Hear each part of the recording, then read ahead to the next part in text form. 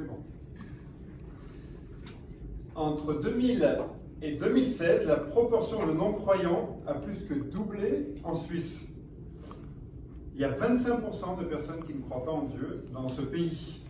Et en France, l'Observatoire de la laïcité, en 2019, nous a dit qu'il y avait 37% de croyants en France. Donc c'est l'inverse un peu de la Suisse, mais en 15 ans, il n'y avait que 11% de non-croyants en Suisse. Il y en a maintenant 25%. Donc la tendance est plutôt vers la non-croyance que vers la croyance. Et en France, traditionnellement, c'est un pays où on ne croit pas beaucoup en Dieu. La question, c'est dans le monde scientifique, qu'est-ce qui se passe? Au début du XXe siècle, aux États-Unis, on estimait à peu près que 42% des scientifiques exprimaient une foi en Dieu. Et on pensait logiquement qu'avec les progrès de la science, bien sûr, ce pourcentage allait diminuer. Une étude...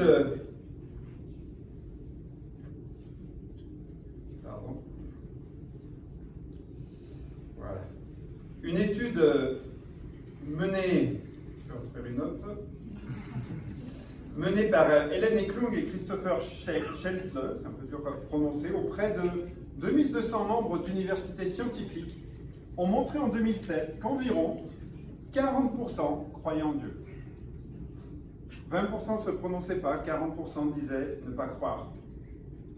Donc, ce qui veut dire qu'en un siècle, malgré tous les progrès de la science, et il y en a eu au cours du XXe siècle des progrès de la science qui ont été phénoménaux, le pourcentage aux États-Unis de scientifiques croyants n'a absolument pas varié. Donc on peut déjà dire qu'il n'y a pas de corrélation entre les connaissances scientifiques, on pourrait dire entre l'intelligence, parce que ces gars-là, ils ont quand même un sacré niveau, et la croyance en Dieu. Ni entre le savoir et la foi, et encore moins entre la science et la foi en Dieu. Alors la question qu'on se pose aujourd'hui, c'est est-il rationnel de croire en Dieu au XXIe siècle? Et est-ce que la Bible et la science sont compatibles? Est-ce que vous pouvez être scientifique, digne de ce nom, et croire en Dieu? Quand quelqu'un dit je suis scientifique, bien sûr tu ne crois pas en Dieu, c'est notre réflexe naturel. La science prouve-t-elle l'existence de Dieu? La science est-elle un obstacle à ma foi? On va essayer de répondre à ces questions aujourd'hui.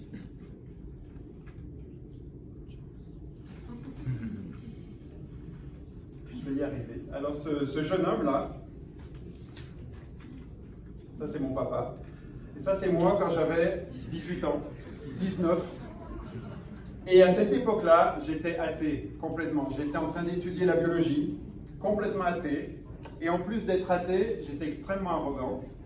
Et je croyais sincèrement que la croyance en Dieu était pour des gens qui n'avaient pas beaucoup de connaissances, et surtout pas beaucoup de connaissances scientifiques, et que la science expliquait tout, et que, comprenait qu'il fallait quelque chose pour croire, et que des gens plus faibles ou ayant moins de connaissances, forcément s'appuyaient sur des fables pour trouver un sens à leur vie. Et puis, comme j'ai continué à étudier la biologie, eh bien, ça m'a fait poser beaucoup de questions et des choses que je vais vous présenter aujourd'hui. Et j'ai commencé par mon approche de la foi par lire un livre qui s'appelait « La Bible et la science » de Daniel Vernet, qui est un grand biologiste chrétien. Et puis d'autres livres, L'origine de l'homme, par exemple, qu'il a écrit, etc. Puis ça m'a vraiment interrogé. Et puis j'ai rencontré des scientifiques de très très haut niveau. Évidemment, à l'époque, moi je pensais être intelligent. Et puis j'ai rencontré des gens. Certains connaissent Douglas Jacobi, qui a 2 ou 3 cerveaux. Mark Templer, mon beau-frère, pareil, il en a 2 ou 3. Et ces gens-là qui sortaient de MIT ou de Harvard, ils avaient une foi solide en Dieu. Et je me suis dit, ces gars-là, ils n'ont pas cru en Dieu comme ça. Ils ont réfléchi. Et donc, pour la première fois, je me suis dit, en fait, c'est possible d'avoir beaucoup de connaissances, d'être extrêmement intelligent et de croire en Dieu. Pour moi, c'était une révélation, vraiment. À 20 ans, je suis devenu chrétien, j'ai été baptisé et j'ai décidé dans un sens, de vouer ma vie à combattre l'ignorance. L'ignorance sur la Bible et l'ignorance sur la science et comment Dieu peut se révéler à travers la science. Et donc, j'ai continué à lire, à étudier, je continue à faire ça parce que je crois vraiment que beaucoup de gens ne sont pas croyants, ne croient pas en l'existence de Dieu, par ignorance plus que par conviction. Comme c'était mon cas, j'étais ignorant. Et même quand vous étudiez la biologie en prépa, vous ne savez encore rien à ce stade-là. Et j'avais jamais lu la Bible et je ne connaissais rien à Dieu. Et ce que j'ai appris très rapidement, c'est que mon monde qui était fait de logique et de raison avait des limites. Un jour, un professeur a dit « Quelqu'un a-t-il déjà entendu Dieu? Quelqu'un a-t-il déjà touché Dieu? Quelqu'un a-t-il déjà vu Dieu ?»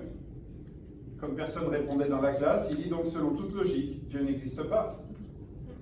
Et un élève a pris la parole et a dit « Quelqu'un a-t-il déjà entendu le cerveau du professeur? Quelqu'un a-t-il déjà touché le cerveau du professeur? Quelqu'un a-t-il déjà vu le cerveau du professeur? » Donc, en toute logique, etc. Vous avez compris. La logique et la raison ont des limites et on doit déjà accepter ça dans un premier temps. Alors le problème avec la foi, c'est qu'elle est au-delà des limites de la raison et de la logique. Et quelquefois on essaye, parce qu'on est un peu bête, d'accomplir une tâche impossible. Comme par exemple, d'aller là, vous reconnaissez sur Mars, avec ça. Si vous essayez d'aller sur Mars avec un 747, vous allez avoir beaucoup de mal. C'est impossible. Et des fois, on essaye de comprendre par la raison quelque chose qui est au-delà de la raison. Ça, c'est ce qu'on appelle le postmodernisme. On est en plein dedans. Le postmodernisme dit que tout s'explique par la raison. Mais ce n'est pas parce qu'on ne peut pas atteindre la foi que par la raison que ça exclut qu'on réfléchisse. Et qu'on se pose des questions et qu'on réfléchisse avec le cœur aussi. Donc aujourd'hui, parmi nous, il y a des gens qui sont plutôt là, il y a des gens qui sont plutôt là. Être chrétien, c'est quand même essayer d'allier les deux. C'est pas que du ressenti, c'est pas que du feeling, et c'est pas non plus que du cerveau et de la logique et de la raison. C'est vraiment une combinaison des deux. Je crois que Jésus, il était comme ça. Il expliquait les choses. Si vous lisez les paraboles, elles sont très agronomiques, les paraboles de Jésus, parce qu'il vivait dans un monde qui était très agricole. Et puis bien sûr, il y a le cœur, mais il y a du raisonnement chez Jésus. Il fait réfléchir les gens, il les fait raisonner. Et donc on va se livrer à quelques petits exercices comme ça cet après-midi. La première chose, c'est qu'est-ce que la science?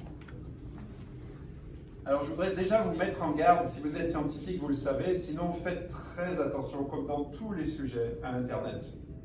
Vous avez de tout et n'importe quoi. Donc, attention à ce que vous regardez. Si vous allez sur le site du CNRS, si vous allez sur des revues scientifiques renommées comme la Recherche pour la science, il n'y a pas trop de doutes. Sur le site de la NASA, il n'y a pas de problème. Le reste, faites vraiment gaffe. Et attention aux gens qui vous déclarent des trucs. Vous voyez, aujourd'hui, je peux vous faire des grandes déclarations. Par exemple, il est clairement établi que la plupart des scientifiques sont d'accord pour dire que... Ça, c'est facile de commencer des phrases comme ça. Toutes les études montrent que... tout ce que je vais dire aujourd'hui, j'ai les sources. Et vous pouvez les vérifier, vous pouvez me les demander, et j'essaierai de les citer au fur et à mesure. Mais si vous parlez d'une étude faite par telle personne, publiée dans telle revue, j'entends tellement de gens qui disent « Oui, il y a une étude qui a montré que... » Je m'en fiche de ça. Dis-moi quelle étude, sur combien de gens, quel était le protocole expérimental, qu'est-ce qui a prouvé ça? Donc si on est scientifique, on comprend ces choses. Les expériences ont montré qu'il n'y a aucun doute que... Vous voyez, des trucs comme ça, on en entend partout. Ça, c'est de la rhétorique, c'est très facile, et vous pouvez convaincre les gens avec ça. Mais vous n'allez pas convaincre un scientifique avec ça. La science, qu'est-ce que c'est? On peut dire que c'est un ensemble de connaissances sur un fait, un domaine ou un objet vérifié par des méthodes expérimentales. Ça, c'est la définition de l'Encyclopédie universaliste. La science, on peut dire que c'est l'homme, en des termes plus simples, qui essaye de comprendre la création de Dieu. Et la science, elle a une caractéristique, c'est qu'elle change avec la connaissance. Par l'observation et l'expérimentation, on a des convictions, et puis quelques années après, on change complètement parce qu'on s'est rendu compte que tout ce qu'on avait cru, c'était faux en fait. Donc ça change. Et puis la dernière chose, c'est aussi une petite mise en garde, la science n'est pas une révélation. Il y a certains philosophes et théologiens qui ont essayé de décrire Dieu par la science.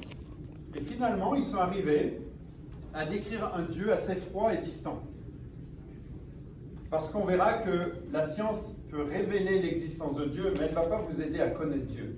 C'est Jésus qui va nous aider à connaître Dieu. Hein. On reviendra là-dessus. Alors, qu'est-ce que la Bible? Qu'est-ce qu'elle n'est pas? Première chose, la Bible n'est pas un livre scientifique. Il faut bien se mettre ça dans la tête. Donc si vous lisez la Genèse avec une vision scientifique, ça ne va pas marcher. Ça peut marcher, mais ça ne va pas marcher. Je ne sais pas si vous savez ce que c'est que ça. Il y en a qui savent. Notre ami autrichien et irlandais, Schrödinger, un physicien, a écrit ces équations qu'on appelle les équations de Schrödinger, qui en mécanique quantique décrivent l'évolution dans le temps d'une particule massive non relativiste. Vous avez tout compris, n'est-ce pas? Pour les scientifiques, ça remplit le même rôle que la deuxième loi de Newton dans la mécanique classique, donc on comprend un petit peu ça. Bref, c'est très compliqué. Imaginez, vous trouvez ça dans la Genèse. Vous seriez bien avancé, n'est-ce pas? Donc la Bible n'est pas un livre scientifique, ok? Il y a des équations extrêmement complexes. Dieu ne pouvait pas nous donner ça dans la Bible. La Bible, elle explique le qui et le pourquoi. Voilà une chose très simple à se souvenir. La Bible explique le qui et le pourquoi. La science explique le quoi, le comment et le quand. Et si on mélange les deux, on va faire des gros problèmes. Si on essaye de savoir dans la Genèse le quoi, le comment et le quand, on va avoir quelques soucis. Le quand, on ne l'a pas. On dit aujourd'hui, et on a pu montrer, et les cosmologistes aujourd'hui nous disent que l'univers, il n'y a pas beaucoup de gens qui doutent de ça, l'univers a 13,8 milliards d'années. Dans la Genèse, on ne voit pas 13,8 milliards d'années. Donc le quand, on ne sait pas. Le quoi et le comment. Par contre, on nous dit c'est Dieu, il y a un créateur, et pourquoi il l'a créé? Parce qu'il voulait avoir une relation avec nous, nous créer dans un monde où on est tout ce dont on a besoin, et avoir une relation d'amour avec nous. Donc on comprend le qui et le pourquoi dans la Bible. Et la science va nous dire, ou essayer de nous dire le quoi, le comment, et le quand. La Bible est très précise. Et ça, c'est très différent de beaucoup de mythes qui ont été inventés. Il y a beaucoup de mythes sur la création dans l'histoire de l'homme, avec des monstres, des dieux, des déesses, des poissons-chats, toutes sortes de choses, des serpents à plumes, en fait des trucs hallucinants. Mais on va voir que la Bible est extrêmement précise, même si ce n'est pas un livre scientifique. On va voir qu'elle est tout à fait compatible avec la science et même les dernières découvertes scientifiques. Alors la question, c'est pourquoi Dieu n'a-t-il pas expliqué en détail comment il a fait? Il aurait pu nous dire quand même, ça aurait été sympa. Mais comme je vous ai dit, ça serait un petit peu compliqué s'il nous avait mis les équations de Schrödinger, ou s'il nous avait dit que Dieu avait synthétisé l'acide désoxyribonucléique dans une matrice kaolinique avec des enzymes. Beaucoup d'entre nous savent qu'est-ce que c'est que ce verset de la Genèse, j'y comprends rien du tout. Imaginez qu'à l'époque, Dieu devait expliquer ça à des Juifs qui voyageaient très peu. La seule vision qu'ils avaient de la Terre, c'est la vision qu'ils pouvaient avoir quand ils montaient sur la colline d'à côté, et puis ils voyaient un peu le paysage, et c'est tout. Il n'y avait pas de carte, il n'y avait rien, ils ne pouvaient pas savoir ce qui était autour d'eux. Et le cosmos, il était limité à ce qu'ils voyaient, aux étoiles, à la lune, au soleil et au ciel, et puis c'est tout. Donc il fallait que ce soit simple. Et donc la Bible, elle a été écrite pour être comprise par des bergers, par des pêcheurs, aussi des médecins, parce que Luc, par exemple, était médecin, par des théologiens. Donc toutes sortes de personnes de tout niveau devaient pouvoir comprendre ce qu'on a dit tout à l'heure, le qui et le pourquoi. Et voilà pourquoi la Bible ne rentre pas plus dans les détails. Certains disent, mais la Genèse, c'est trop simple pour venir de Dieu. C'est trop simple. Moi, je crois que Dieu, il a créé le monde de manière à ce qu'on ne puisse pas tout comprendre. Pourquoi? Parce que si on arrivait à tout comprendre, on deviendrait Dieu. Et à la limite, on n'aurait plus besoin de lui. Et je suis convaincu qu'il y a des choses auxquelles on n'accédera jamais.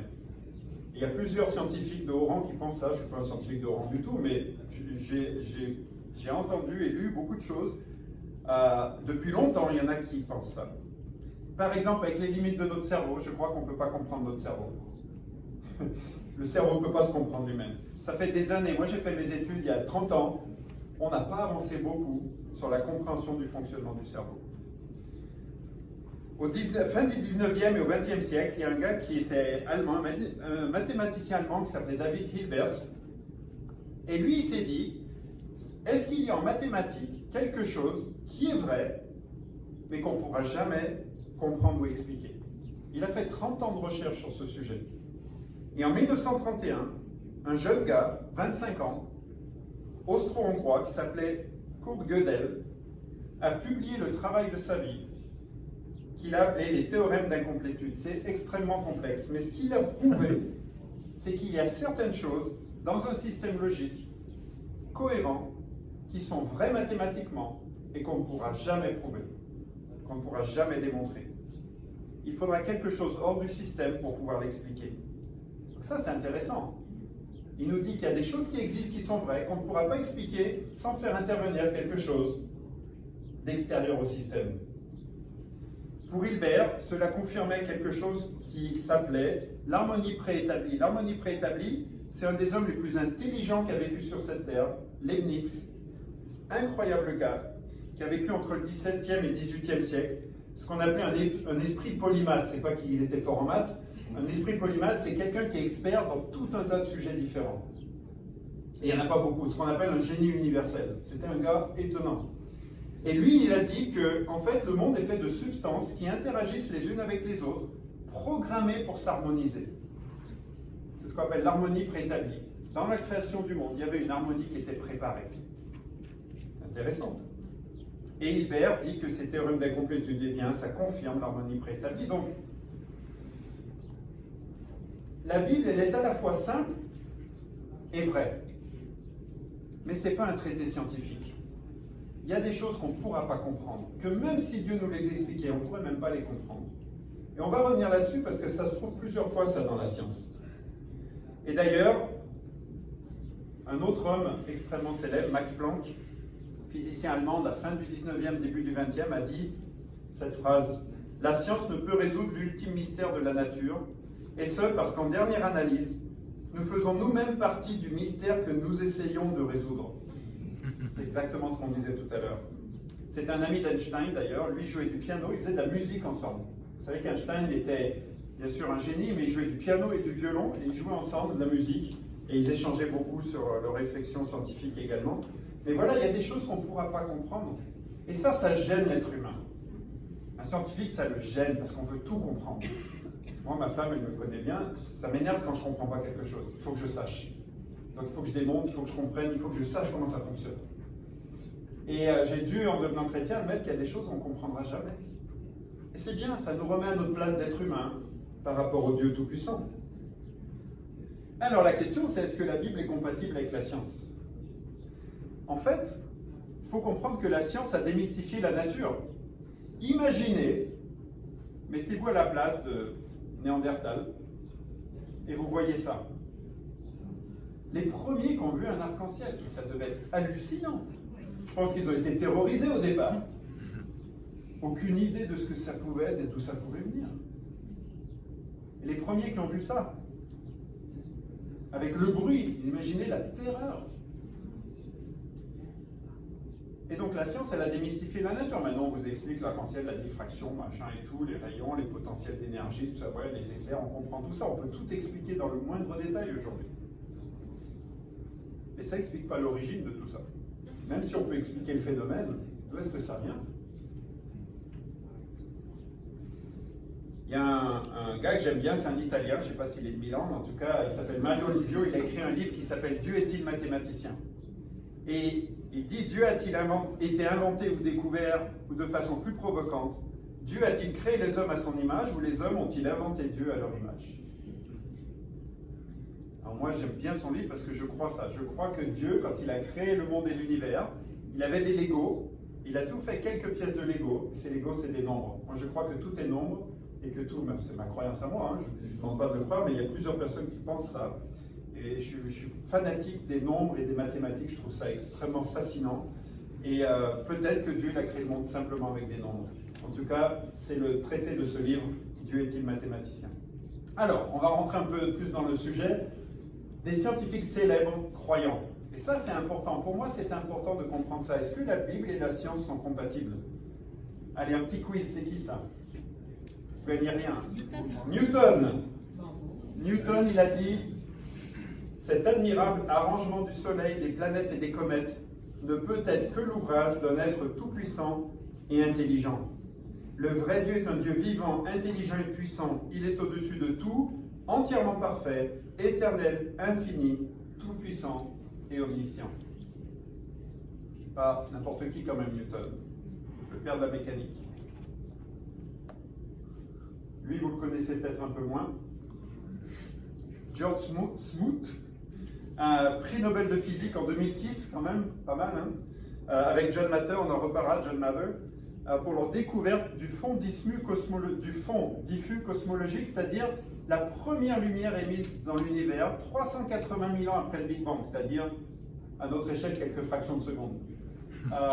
Ils ont enregistré la première lumière émise par le Big Bang, ils ont eu le prix Nobel en 2006. Et voilà ce qu'il dit. Il ne fait aucun doute qu'un parallèle existe entre le Big Bang en tant qu'événement et la notion chrétienne de création ex nihilo. Et ce gars-là, les biologistes et les botanistes l'aiment bien. Si quelqu'un le sait, là c'est fort. Hein. Il était suédois. Il n'avait pas un nom suédois, il s'appelait Carl von Linné. C'est Linné, ceux qui connaissent, un naturaliste suédois, père de la botanique, et c'est le père du concept de biodiversité aussi, dont on parle beaucoup aujourd'hui. Voilà ce qu'il a dit.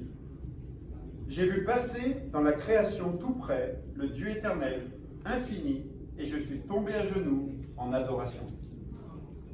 Ce gars, c'est le père de la botanique systématique, c'est-à-dire le classement des plantes et l'étude des plantes. Revoilà notre ami Max Planck, qui a dit « Toute matière tire son origine et n'existe qu'en vertu d'une force qui fait vibrer les particules de l'atome et tient ce minuscule système solaire qu'est l'atome en un seul morceau. Nous devons supposer derrière cette force l'existence d'un esprit conscient et intelligent. Cet esprit est la matrice de toute matière. » Il a dit ça dans un discours à Florence en 1944. Est-ce que vous connaissez ce gars-là? Pourtant, c'est probablement le mathématicien le plus intelligent, le plus génial qui ait jamais vécu sur Terre. Il est indien, il s'appelle Ramanujan. Il faut voir le film, il y a un film qui a été fait sur sa vie qui s'appelle L'homme qui défiait l'infini. Extraordinaire. Parce qu'il a été rejeté. Ce gars-là, je ne sais pas combien il avait de cerveau, mais c'est un extraterrestre, il n'est pas de notre monde. Et il a vécu entre la fin du 19e et le 20e siècle. À 12 ans, il lit un livre de trigonométrie avancée. On aimait bien la trigo, hein, ça vous rappelle les cosinus et sinus, c'était génial. Il l'apprend par cœur et il corrige quelques erreurs qu'il trouve dans le livre. À 12 ans. Il propose à 12 ans une méthode efficace pour résoudre les équations du 3e et 4e degré. Ensuite, il trouve un livre avec 5000 théorèmes et leurs démonstrations. En 6 mois, il les apprend tous par cœur. Et vous voyez ça dans le film, il y a des livres qui ont été écrits sur son histoire. Il a été rejeté parce qu'il était indien, il est arrivé à Londres, et puis il a fait des trucs incroyables, un cerveau. Et voilà ce qu'il a dit, une équation pour moi n'a aucune signification, à moins qu'elle ne représente une pensée de Dieu. Ce gars-là, très important, un astronome mathématicien allemand du 15e et 16e siècle, Kepler, vous avez déjà entendu son nom. L'objet principal de toutes les recherches portant sur le monde extérieur devrait être de découvrir l'ordre et l'harmonie rationnelle qui lui ont été fixés par Dieu et qui nous a révélés dans le langage des mathématiques. Tous ces gars-là, c'est des gars super intelligents et des scientifiques de très haut niveau. Celui-ci, on le connaît tous. On ne connaît pas sa tête, mais on connaît tous son nom. Inventeur américain, c'est un des inventeurs les plus prolifiques, 1200 brevets à son actif. Vous imaginez, 1200 brevets, fin du 19e, 20e, Thomas Edison. Sir Thomas Edison, j'admire tous les ingénieurs, mais surtout le plus grand d'entre eux, Dieu. Paul Davies, physicien anglais qui est toujours vivant. La tentation de croire que l'univers est le produit d'une sorte de conception, une manifestation d'un jugement esthétique et mathématique subtil est écrasante. La conviction qu'il y a quelque chose derrière tout cela est une conviction que je partage personnellement avec, je pense, une majorité de physiciens. Et puis bien sûr, on va finir avec notre pote. Alors là aussi, faites attention, des citations d'Einstein, vous en avez plein Internet, beaucoup sont fausses. On prête à Einstein, il a tout dit Einstein. Donc celle-ci, elle est vérifiée. Il l'a dit au congrès de Solvay de 1927. Il l'a dit en allemand. Gott würfelt nicht. Donc si vous comprenez allemand, vous avez compris. Sinon, c'est la fin de ce discours. La mécanique quantique force le respect, mais une voix intérieure me dit que ce n'est pas encore la juste vérité. En tout cas, je suis convaincu que Gott würfelt nicht, que Dieu ne joue pas au dé.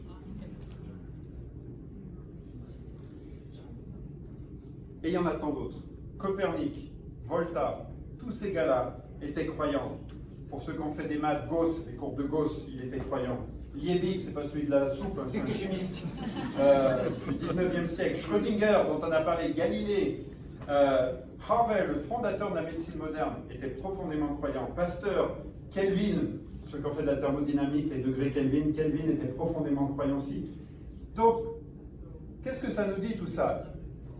C'est pas pour les gens bêtes la foi en Dieu. Il y a des gens extrêmement intelligents qui réfléchissent et qui ont fait des recherches. Et donc ça n'a aucune corrélation. On peut être scientifique, on peut avoir énormément de connaissances et croire en Dieu. Et d'ailleurs, beaucoup de ces gars-là, on va le voir, il y en a qui se sont convertis grâce à la science.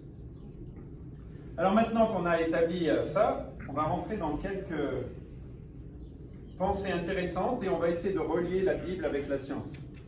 Ça, c'est quelque chose qui m'a fasciné quand je n'étais pas croyant, c'est ce qu'on appelle la préscience. C'est-à-dire qu'il y a des choses écrites dans la Bible qui dépassent les connaissances des auteurs. Ils ne pouvaient pas savoir, au moment où ils écrivaient, ces choses-là. Par exemple, il y a une chose qu'on pratiquait, donc les médecins ici, ils pratiquent plus ça depuis longtemps, ce qu'on appelait la saignée. Jusqu'au 19e siècle, quand quelqu'un était malade, on disait qu'il fallait le faire saigner, comme ça. Parce qu'on pensait que la maladie, la mort était dans le sang. Et donc, en faisant saigner, ben, on éliminait la maladie et le sang. Donc les gars, on leur faisait perdre du sang. Il y en a qui s'évanouissaient, il y en a qui en mouraient. Et la Bible dit en Lévitique 17, versets 11 et 14, « En effet, la vie d'un être est dans le sang. » Donc ce n'est pas la mort qui est dans le sang, c'est la vie. La Bible disait le contraire. Et pendant très longtemps, on pensait que la mort était dans le sang. Et donc il fallait enlever le sang, et comme ça on était purifié. Une autre chose vraiment importante, c'est la contamination bactérienne. On en parle en ce moment. Bactéries, pas virus, bactéries. En 1668, découverte de la bactérie par ce gars-là, un savant néerlandais, Antoine von Leeuwenhoek, je ne suis pas néerlandais, mais s'il y en a, vous savez prononcer. C'est un gars qui a amélioré le microscope et un précurseur de la biologie cellulaire. Il a appelé les bactéries, quand il les a découvertes, des animalcules. Et puis ensuite, au 19e siècle, on pratiquait, donc ce qui se passait, c'est que les gars, ils pratiquaient les naissances, et puis il y avait beaucoup de mères qui mouraient au moment de la naissance, parce qu'on appelait la fièvre puerpérale, c'est-à-dire la fièvre après la naissance. Le placenta n'était pas complètement évacué, ça s'infectait, et les mères mouraient. Et donc les médecins, ils voulaient comprendre, donc ils faisaient des autopsies. Donc ils autopsiaient, finissaient l'autopsie, et ils allaient faire accoucher. Sans se laver les mains, bien sûr. Le taux de mortalité au 19e siècle des mères donnant naissance, vous savez combien c'était? Entre 25 et 30%. En donnant naissance, vous aviez une chance sur 3 d'y laisser votre vie. Il y a un autre Hongrois, le docteur Semmelweis, qui a eu l'idée de se laver les mains. Wow. Et il a dit, il faut se laver les mains après une autopsie, donc il a commencé à se laver les mains. Et puis il a fait les accouchements. 1840. Le taux de mortalité de ces patientes, quelqu'un a une idée? 0,85%. Et tout le monde a pris pour un fou. Parce qu'il dit, mais non, il n'y a aucun rapport. C'est pas parce que tu te laves les mains que... Il s'est fait persécuter. Il est mort tout seul à l'âge de 47 ans. Tout le monde s'est moqué de lui, de ses pratiques.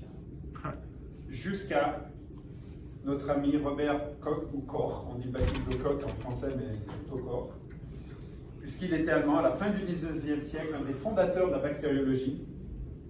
Le Basile de Koch, vous avez tous entendu parler de ça, la tuberculose, c'est lui qui le découvre, prix Nobel de médecine 1905. Il montre le rôle des micro-organismes dans les maladies. Jusqu'en 1905, on n'avait aucune idée qu'une maladie venait d'un microbe, une bactérie ou un virus, on ne savait pas. Que dit la Bible? Et on est en plein dedans en ce moment, n'est-ce pas? Avec le coronavirus, on est en plein dedans. Voici ce que dit la Bible. 1500 ans avant Jésus, on On n'est pas au 19e siècle, on est 1500 ans avant Jésus. En Nombre 19, versets 5 à 22, en Lévitique, chapitres 13 et 15, vous pouvez lire ça, tous les chapitres.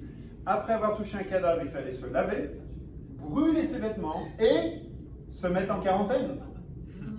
La quarantaine, elle était écrite 1500 ans avant Jésus dans les Bibles, quand on n'avait aucune idée ce que c'était qu'une bactérie ou un virus ou un microbe.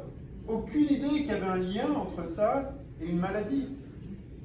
Si quelqu'un touche un cadavre, celui d'un être humain, quel qu'il soit, il sera impur pendant 7 jours. 7 jours de quarantaine si vous touchez un cadavre. Celui qui aura brûlé la vache pour le sacrifice lavera ses vêtements et son corps dans l'eau et sera impur jusqu'au soir. 15 siècles avant Jésus, c'était David. Celui qui a écrit ça, qu'on croit que ce soit Moïse ou pas, on a des discussions sur qui a écrit Nombre et Lévitique, peu importe. Il n'avait aucun moyen de savoir ça. Même chose sur la gestion des déchets. Vous savez qu'au Moyen-Âge, la gestion des déchets, c'était ça. Vous faisiez caca, le seau par la fenêtre. Hein. Le sang, les cadavres d'animaux, tout allait par la fenêtre. Les villes fluaient, c'était une infection, c'était une horreur. Et les villes grandissent vers l'an 1000 à peu près. Les écrivains décrivent des rats, la peste noire, des trucs absolument affreux, des mouches, des odeurs terribles, de la boue de partout. Et c'est simplement en 1185 que Philippe II Auguste demande de paver les rues à Paris et construire des canaux, une rigole centrale. Mais lui, il ne savait rien, il dit juste, bon, on va essayer de nettoyer un peu, quoi. Qu'est-ce que dit la Bible? En Deutéronome, pareil, 1500 ans avant Jésus. Tu auras un endroit prévu à l'extérieur du camp, et c'est là que tu iras pour faire tes besoins. Dans ton équipement, écoutez ça, tu auras un outil dont tu te serviras pour faire un creux et recouvrir tes excréments quand tu voudras aller dehors. Donc ils étaient dans un camp. Ils disent non, tu fais pas caca au milieu de la rue là. Tu sors du camp, tu sors ta pelle, tu fais un trou, tu fais caca et tu rebouches. Impossible de savoir qu'il y avait un lien entre les excréments et les maladies à cette époque-là. Absolument impossible. Comment celui qui a écrit ça pouvait savoir ça? La préscience en astronomie. L'homme a essayé de comprendre, il a inventé tout un tas de mythes. Qu'est-ce que c'est que la Terre? Comment elle tient dans l'univers, la Terre? Alors là, on y est allé. L'être humain, il a de l'imagination. Donc ça commence par les Japonais. Alors pour les Japonais, la Terre, elle est sur le dos d'un poisson-chat géant. Pour les Grecs, ça on le sait un petit peu mieux, hein, elle est sur le dos de l'Atlas, voilà, très musclé, il ressemble à Nico, il a des muscles, ou à Anthony, et il tient la Terre sur son dos. Et puis, les hindous, eh bien eux, ils pensaient que la Terre était sur le dos de 4 éléphants, eux-mêmes qui étaient sur le dos d'une tortue géante qui nageait sur une mer de lait. Et quand il y avait un tremblement de terre, ben, c'est qu'un des éléphants ou la tortue avait éternué. C'est sérieux, c'est vraiment ce qu'ils croyaient. Qu'est-ce que la Bible dit? C'est un passage étonnant. Job, chapitre 26, verset 7. Il suspend la terre sur le néant. Ça, c'est dans la Bible. Il suspend la terre sur le néant. Dans la Bible, il est écrit, en Job, que la terre, elle repose sur rien du tout. Elle est suspendue dans le néant. Impossible, quand l'écrivain a écrit ça dans la Bible, qu'il puisse savoir ça. Il y a tous les mythes qu'il y a eu dans l'histoire de l'homme. Un autre truc frappant, c'est un truc très étonnant sur la navigation maritime. Il y a ce verset dans la Bible, le psaume 8, verset 9. Les oiseaux du ciel et les poissons de la mer, tous ceux qui parcourent les sentiers des mers. Il y a un homme qui lisait la Bible au 19e siècle, qui s'appelle Matthew Fontaine Maury, officier de l'US Navy, qui lit ça. Et il se dit, si la Bible parle des sentiers des mers, il doit y avoir quelque chose dans la mer. Et il a consacré sa vie à rechercher ça. Il a été surnommé l'éclaireur de la mer, le père de l'océanographie et de la météorologie marine moderne. Il a été appelé le scientifique de la mer. Il est particulièrement connu pour son ouvrage qui s'appelle Physical Geography of the Sea, donc la géographie physique des mers, publié en 1855, traduit en plusieurs langues. C'est le premier livre qui traite en profondeur de l'océanographie. Et il est connu pour ça. C'est lui qui a découvert les courants marins.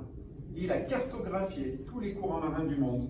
Il est connu pour ses cartes, des vents et des courants océaniques. Simplement parce qu'il s'est dit, si la Bible dit ça, il doit y avoir quelque chose. Il est parti de ce verset. Et c'est comme ça qu'il a découvert tous les courants marins. Celui qui a écrit ça en psaume, il ne pouvait pas savoir. Ça a été découvert au 19e siècle. Les écrits dépassent clairement les compétences de leurs auteurs. Et pour moi, ça a été quelque chose de vraiment frappant, ça. Il y a quelque chose dans la Bible qui est un peu de l'ordre du surnaturel. C'est pas un livre comme les autres. Comment ça se fait qu'ils ont écrit ces trucs-là? Alors, si votre cerveau n'est pas trop débordé, on va étudier maintenant quelques faits scientifiques incroyables. Et mon but, c'est pas de vous donner des leçons ni de biologie, ni d'astronomie, ni de maths. Je ne suis pas un polymathe, moi, hein. Je connais un peu de pas mal de sujets, mais je ne suis pas expert dans rien du tout. Mais d'avoir des notions, de vous intriguer, de vous interroger, de vous stupéfier peut-être, de vous surprendre et de vous faire réfléchir. Si vous ne croyez pas en Dieu, au moins que vous soyez en admiration devant ces choses et de vous faire réfléchir. Il y a un moment dans ma vie où je ne croyais pas, je dis c'est faux et je vais essayer de montrer que c'est faux. Et puis un jour je me suis dit, comme un bon scientifique, partait d'une hypothèse, je vais changer mon hypothèse de départ. Et si c'était vrai? Et ça a complètement changé ma vie de commencer à penser comme ça. Et si c'était vrai? Parce qu'il y avait cette préscience, je n'ai pas parlé des prophéties dans la Bible, il y a plein de choses dans la Bible qui sont absolument incroyables. Si vous croyez en Dieu, que vous soyez aussi en admiration, et que vos convictions se fortifient dans la perfection de la création de Dieu. Alors on va commencer avec la cosmologie.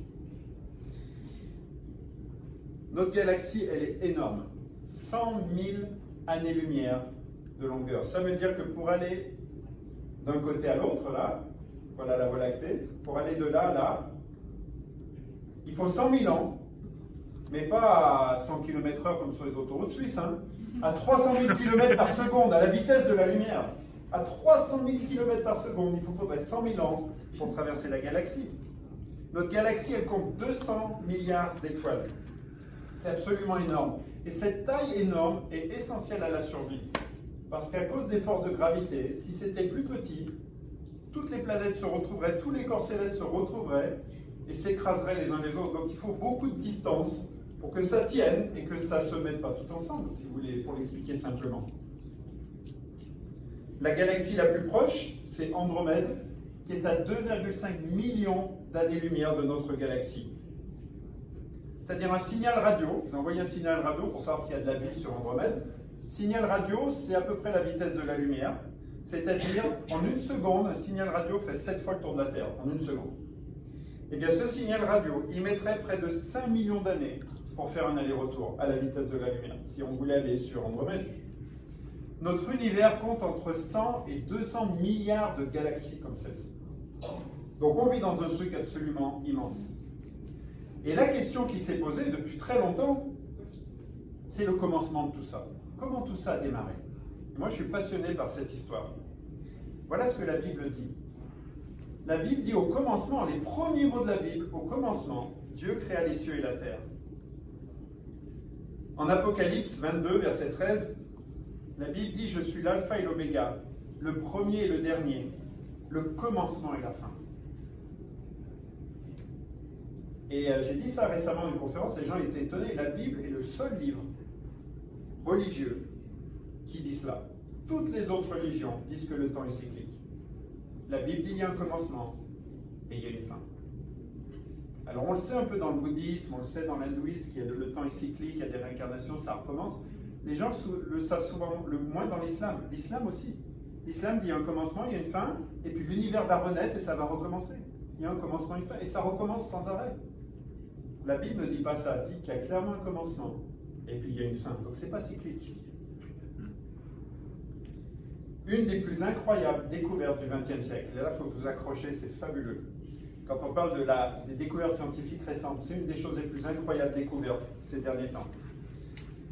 C'est un autre de nos amis, un astronome américain dont vous connaissez tous le nom, qui s'appelle Edwin Hubble. Vous avez tous entendu parler normalement du télescope Hubble. Au début du XXe siècle, il construit un télescope dôme extrêmement puissant et il observe les galaxies. Et qu'est-ce qu'il va découvrir? Que ces galaxies, elles bougent. Jusque-là, on pensait que l'univers était statique, on voyait des choses, puis c'est là, quoi, c'est planté là dans le ciel. Il va découvrir que l'univers n'est pas statique, et plus que ça, il va découvrir que plus elles sont loin, plus elles vont vite. C'est intéressant. Et c'est lui qui va nous dire par l'observation que l'univers est en expansion. C'est-à-dire que, par exemple, si vous avez ici, on est là, Os, c'est nous, vous avez la galaxie A qui va dans la même direction que nous, mais plus vite. La B, elle va dans la même direction que nous, mais moins vite. Et puis la D et la C, elles vont à la même vitesse que nous, mais dans des directions différentes. À quoi ça fait penser, ça? Est-ce que ça ne fait pas penser à une explosion? S'il y a une explosion par ici, ça donnerait exactement ce résultat-là. Donc ça ressemble à une explosion. Et si on remonte l'histoire, parce que là on voit les galaxies qui s'éloignent les unes des autres, maintenant remontons l'histoire. Donc on est là, on est today aujourd'hui, et puis elles s'éloignent les unes des autres, demain, après-demain. Mais si on remonte l'histoire, hier, avant-hier, il y a 3 jours, etc., on va finir par un point. C'est-à-dire que tout est au même endroit. Et ce point, les cosmologistes et les scientifiques appellent ça une singularité. Et donc on se retrouve, si on va au commencement, avec ce qu'on appelle une singularité. En 1929, Hubble arrive à cette conclusion et propose l'idée d'un Big Bang. Alors c'est pas lui qui a appelé ça Big Bang, c'est Fred Hoyle, bien plus tard, qui se moquait de lui d'ailleurs, il se moquait de cette théorie, il dit enfin Big Bang. Voilà, c'est pas lui qui a donné ce nom-là, mais c'était bien plus tard. Fred Hoyle, c'est un astronome anglais. Et donc, ce qu'il dit, c'est qu'il y a 13,8 milliards d'années, une singularité, sans raison apparente, a produit une explosion contrôlée. Cette singularité était de l'énergie ramassée en un point, pas plus gros que ça. Et là, c'est énorme sur l'écran par rapport à ce que c'était. Minuscule, plus petit qu'un point que vous pourriez faire sur une feuille. Et donc, ce qu'il fait, c'est qu'il va inviter son ami Einstein, il se connaissait bien, et voilà une photo de Hubble et Einstein qui regardent dans le télescope, dans le télescope de dôme de Hubble, en 1931, c'est en Californie, et Einstein va dire « Je comprends maintenant la nécessité d'un commencement ». Il faut comprendre que cette découverte-là, c'était phénoménal. Ça a révolutionné complètement la pensée de l'univers, de Dieu et du commencement de l'univers. Et pour la première fois, l'approche empirique, c'est-à-dire par l'expérience et par l'observation de Hubble, se rapproche de l'approche théorique d'Einstein. Et on met les deux ensemble. Et oui, il y a un commencement. Et ça fonctionne. Les positions et mouvements des galaxies sont en accord avec la théorie. Et donc maintenant, on va dire, mais les scientifiques, ils ont continué, on veut en savoir plus. Donc, à quelle vitesse ça va? Quel est le taux d'expansion de l'univers? Est-ce qu'il est constant? Est-ce que ça accélère? Et donc voilà une courbe, si vous regardez la courbe rouge, donc là, voilà le taux d'expansion de l'univers, donc ça augmente, puis ça ralentit un peu, puis là, ça réaugmente à nouveau. Donc, a priori, ce taux-là, qu'on appelle la constante de Hubble, n'est pas stable. Il diminuait, et maintenant il augmente. En 1998, on a envoyé donc le télescope Hubble. Donc c'est très récent, hein, ça fait moins de 20 ans. Légèrement plus de 20 ans.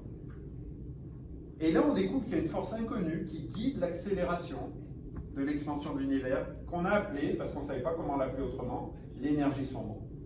Dark energy en anglais, l'énergie sombre.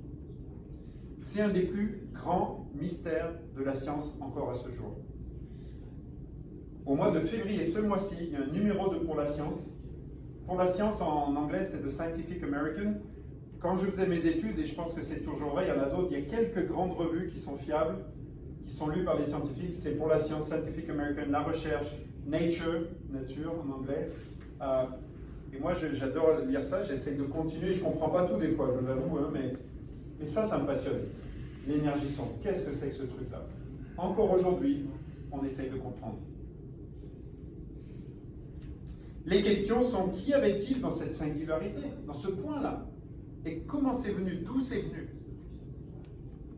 Dans les années 90, on avait beaucoup de modèles pour le Big Bang, mais ces modèles, ils s'arrêtent tous à un moment. C'est-à-dire, je vous ai dit, on remonte l'histoire, et on arrive à un mur qui s'appelle le mur de Planck, à 10 moins 43 secondes. On arrive à expliquer jusque-là.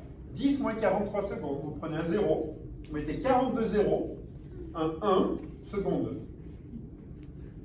Et à partir de ce moment-là, on ne sait pas ce qui se passe, on ne peut pas l'expliquer. Malgré toutes les recherches et tout ce qu'on a fait, on n'arrive pas à expliquer. À ce jour, on n'a aucun moyen mathématique pour expliquer ce qui se passe avant le temps de Planck et le mur de Planck. Et donc aujourd'hui, on a calculé ce taux d'expansion de l'univers. Donc Hubble, il avait dit c'était un certain taux, je ne vais pas vous dire parce que c'est des unités qui sont un petit peu compliquées. Il avait calculé ça. Pour ceux qui connaissent, c'est 500 km par seconde par mégaparsec. C'est des unités de calcul de l'univers, des années-lumière, etc. Et aujourd'hui, prix Nobel de physique 2011, donc c'est très récent, il a publié en mars 2019, c'est-à-dire il y a un an, un nouveau taux de l'expansion de l'univers. Le satellite Planck en a mesuré un autre.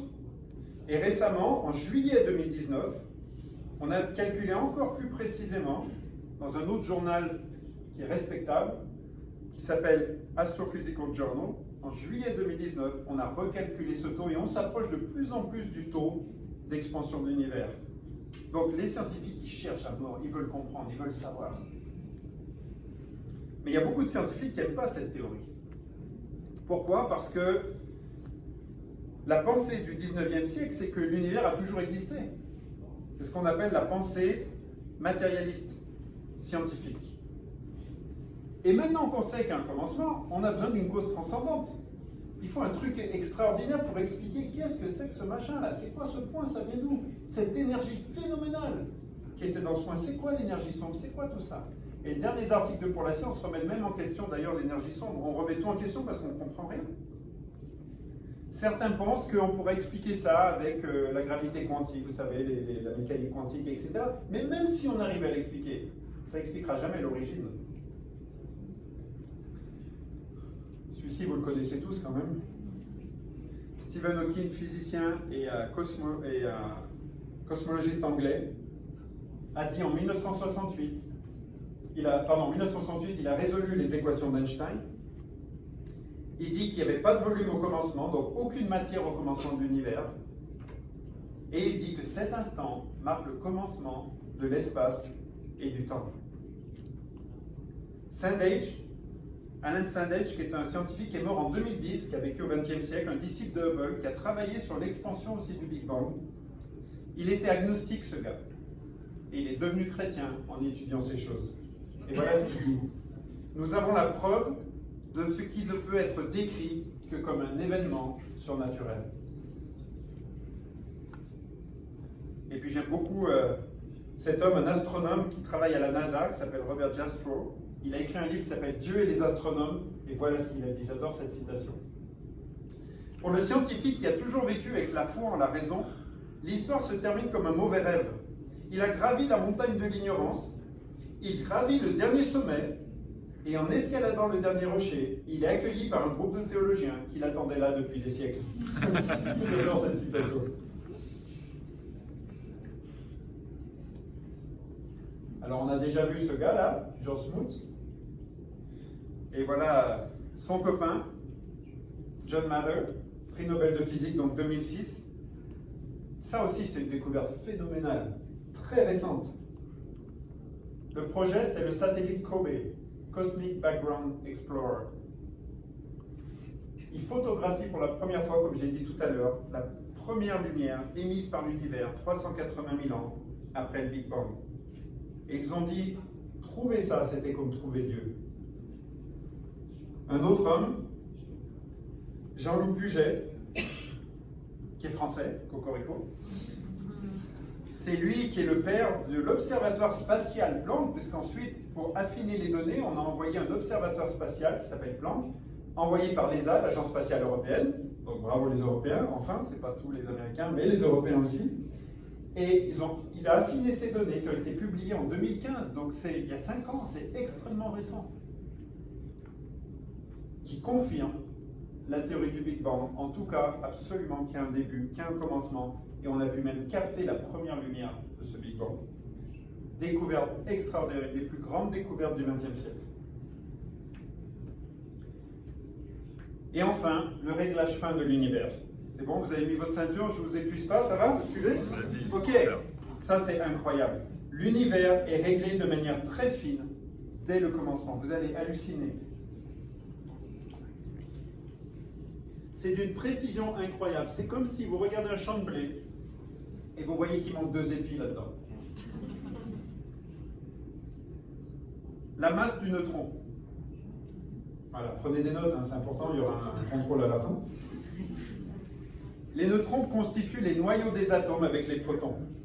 Et donc, on calcule la masse en méga-électron-volt divisé par la vitesse de la lumière au carré. Vous reconnaissez E égale mc2, n'est-ce pas? L'énergie, la masse et la vitesse de la lumière. C'est exactement l'équation d'Einstein. Donc l'énergie, c'est ça, et la masse, c'est donc l'énergie divisée par la vitesse de la lumière au carré. Eh bien, voilà cette masse, 939,5654. C'est extrêmement précis. Si au lieu de ça, ça avait été 939, les étoiles auraient explosé et on n'existerait même pas. Notre univers serait gelé, on n'existait même pas. Si ça avait été 940, donc quelques dixièmes de plus, tout se serait désintégré tellement rapidement et vous ne seriez pas là à vous poser la question si vous avez le coronavirus ou pas. Donc c'est extrêmement précis. Mais ce n'est pas tout. La gravité, ça quand même on sait tout ce que c'est, même si on n'est pas scientifique. La gravité c'est ça. La constante universelle de la gravitation, qu'on a tous appris à un moment donné à l'école, n'est-ce pas? Deux masses, comme ça, s'attirent l'une à l'autre avec une force, et ici F1 et F2. Et cette force, c'est cette constance de gravitation que multiplie la masse de l'une par la masse de l'autre, divisée par la distance au carré. C'est ça la gravité. Eh bien, si cette constante de gravité qui est extrêmement précise, 674 multiplié par 10 puissance moins 11, c'est-à-dire un 0, 10 zéros, virgule 10 zéros et 6,674. Donc c'est un tout petit chiffre. Il est extrêmement précis. S'il variait, alors accrochez-vous, hein, s'il variait de 1 sur 10 puissance 60, c'est-à-dire 1, 0,59 zéros et 1. S'il variait juste de ça, eh bien on n'existerait pas. Pour comparer, vous savez quelle est la chance d'être frappé par un éclair? C'est ça. C'est 1 sur...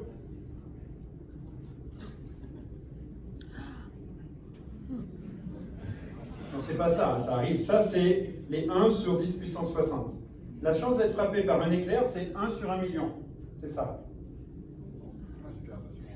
La chance de gagner à l'euro-million, si vous avez déjà joué à l'euro-million, a été calculée à peu près à 1 sur 100 millions. C'est-à-dire, c'est ça. La chance d'être frappé 2 fois par un éclair, c'est 1 sur 1 billion. C'est ça. Donc vous vous rendez compte de la précision de ce truc-là. Voilà, si on bouge de juste 1 sur ça, on n'existe plus. Ça, c'est la gravité, mais il y a d'autres constantes qu'on connaît moins, comme la constante cosmologique. Alors là, c'est 10 puissance moins 52. Donc là, vous avez 0, 51 0, et puis 1, 10, 56. Ce lambda, ça a été ajouté par Einstein à ses équations. Elle mesure ce qu'on appelle l'énergie, la densité d'énergie dans l'univers. Il fallait être Einstein pour trouver un truc comme ça. Si ça varie de 1 sur 10 puissance 120. Donc cette fois, on a 119 zéros, vous avez compris? C'est-à-dire, ça donne ça. Vous êtes prêts? C'est parti. Si ça varie de ça, on n'existe plus. Donc l'univers est réglé d'une manière, mais c'est mieux que l'horloger suisse. Là. Vous êtes des amateurs, les Suisses, à côté de Dieu. C'est vraiment amateur. C'est d'un réglage d'une précision absolument incroyable. Donc le raisonnement, c'est celui-ci. Nous existons. Vous êtes d'accord là-dessus? Oui. Okay. Donc soit il y a eu un commencement, soit il n'y en a pas eu, c'est-à-dire le monde est éternel, l'univers est éternel. On a prouvé maintenant, par Hubble, Einstein et compagnie, qu'il y a un commencement. Il faut être un peu bizarre pour aller à droite, n'est-ce pas? Et donc s'il y a eu un commencement, soit il n'a pas été causé, soit il a été causé. S'il n'a pas été causé, alors c'est pas personnel, c'est le hasard, c'est un accident. Il y a eu un commencement, mais ça a commencé comme ça, on ne sait pas comment, c'est un accident. Ou bien il a été causé, à ce moment-là c'est personnel. Il y a une intelligence et il y a un but. Et voilà le raisonnement, et vous décidez là où vous êtes aujourd'hui. Être là, c'est de la folie aujourd'hui, scientifiquement. On sait qu'il y a un commencement. Maintenant, il faut décider, est-ce que c'est le hasard et la chance, ou est-ce qu'il a été créé? Et c'est ce qu'on va voir dans la suite.